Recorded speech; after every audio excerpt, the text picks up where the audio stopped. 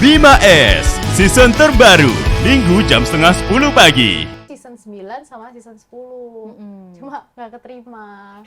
Jadi baru keterima yang season 11. Menurut kamu sendiri deh. Nah, enak Pak ini. Kopi yang light pas menurut saya Pak. Dan saya dengar ini kopi, ini racikan.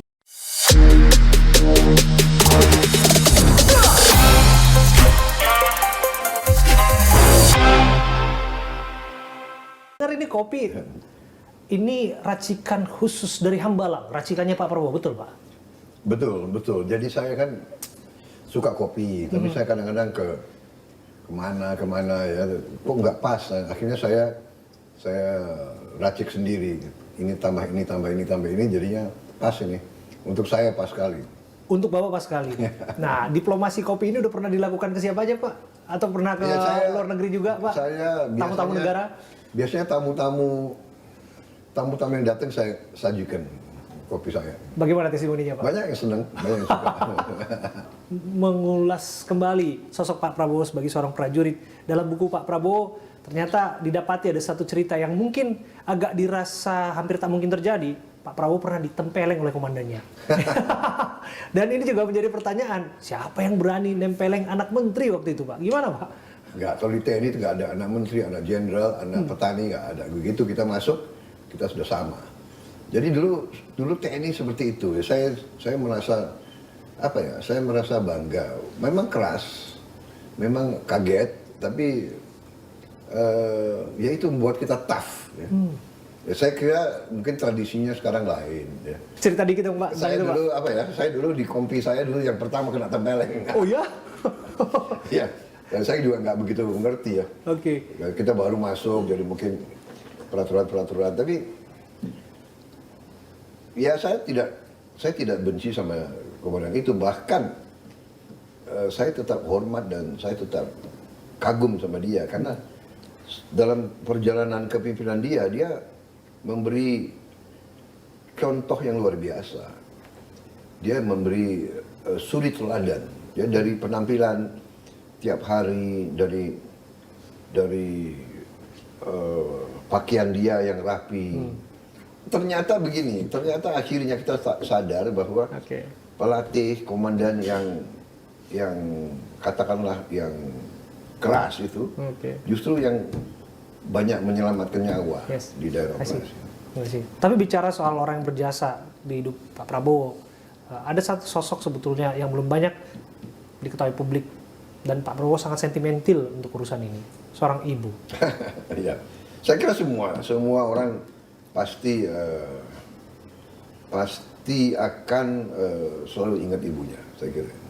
Apa barangkali Pak story yang belum pernah didengar? Ada lucu ya, tentara itu kadang-kadang umpamanya menghadapi bahaya, kaget atau terjun, tiba-tiba sesuatu terjadi, atau ada ledakan, dia kaget panik. Sering itu saya perhatikan kalau anak-anak, kalau tentara itu, kalau lagi kaget atau panik atau menghadapi, yang diteriak apa? Mama. Masa? Yang diingat ibunya. Yang diteriak Mama. Oh iya Pak ya?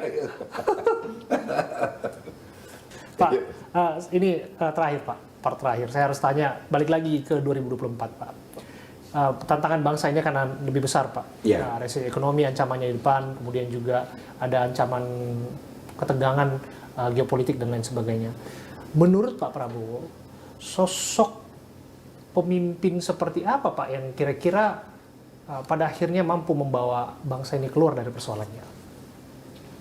Jadi yang penting saya lihat adalah siapapun yang memimpin harus benar-benar mengutamakan kepentingan bangsa, negara, dan rakyat. Ya. Ini gampang diucapkan, tapi tidak gampang untuk kita jalankan. Saya kira kuncinya itu. Kuncinya bahwa pada ujungnya selalu kepentingan yang besar harus menang. Dan kita harus sadar itu. Dan ini sering kita sulit ya. Kadang-kadang kita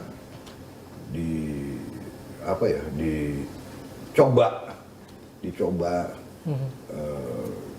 dalam menjalankan suatu kebijakan kadang-kadang bertentangan dengan kepentingan kelompok kita atau keluarga kita, tapi kita harus menjaga itu. Saya kira dan utamanya yang penting adalah bahwa pemimpin kita tuh bisa rukun. Iya. Saya pernah dengar Pak Prabowo cerita filosofi kepiting itu, Pak. Iya, itu saya juga dapat dari saya dengar itu yang sering diungkapkan oleh Pak Mahathir Mohamad. Mahathir Mohamad. Itu dia mengatakan ini sifat orang Melayu, orang kita di Nusantara ini kan sebagian besar kita ini kan puak Melayu, rumpun Melayu. Melayu ini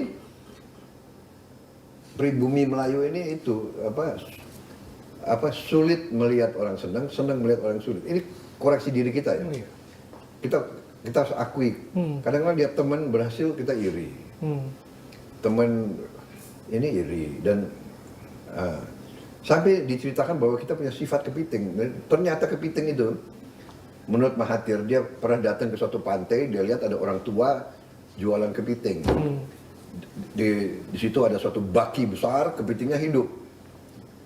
Kemudian si Pak Mahathir tanya si tukang orang tua ini, kenapa kamu kok jualan, kok membelakangi baki kamu, tong besar kamu kok belakangi, kok nggak perhatikan, karena ini kan masih hidup ini. Betul. Oh, dia bilang, Pak Mahathir tidak ada masalah. Kepiting itu sifatnya kalau dia udah naik sampai di atas, dia udah mau lolos, temannya yang turunin ke bawah.